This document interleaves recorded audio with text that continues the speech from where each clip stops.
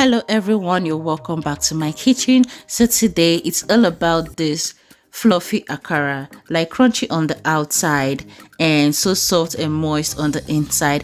If you want to see how I make these, please feel free to do so. You're welcome to Benny's kitchen.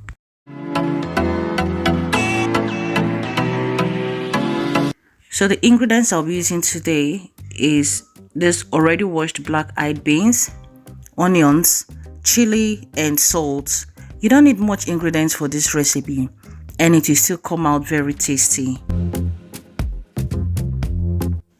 And now I'll be introducing my beans to the blender, and please do not add a lot of water, just a little to assist the blender, like to make it move, because we don't need much water in this recipe. If not, it's going to be runny. So I'll be introducing the onions and the chili now, and I'll blend it till it's well blended. You can roughly crush yours and add, but I want mine to be a bit smooth. And after blending this, I'll be transferring this into a bowl.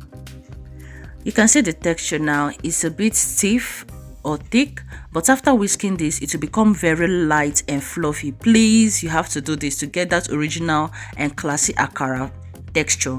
But if you have a hand whisk, yes, go ahead and use it. If you have a hand spatula or stand mix, feel free to use it, but you have to do that, mix this for a very long time. That's if you're using hand whisk or spatula, but I'll be using the hand mixer to make life easy now. So I'll be doing this for like 5 to 7 minutes.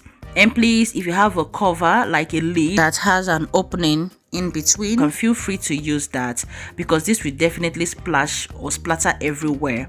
So after doing that, I'll be adding my salt, and I've divided my batter into 2, because after adding salt, if you don't use it for some time, it will become will I say watery or runny. Yeah, so I've been heating my oil and it's a bit hot, and I'll be adding the akara batter into the hot oil, and I'll fry this on each side until it's golden brown.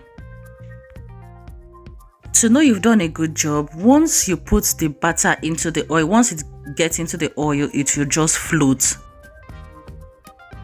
I'm going to be flipping it now because the other side is well cooked, but you can still allow it to be a bit brown but not burnt.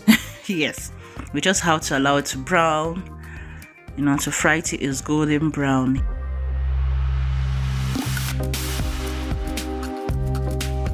This is how I would like my akara to be. So I'll be taking this out from the oil because it's brown. So this akara is crunchy on the outside and very moist on the inside, like fluffy and soft on the inside.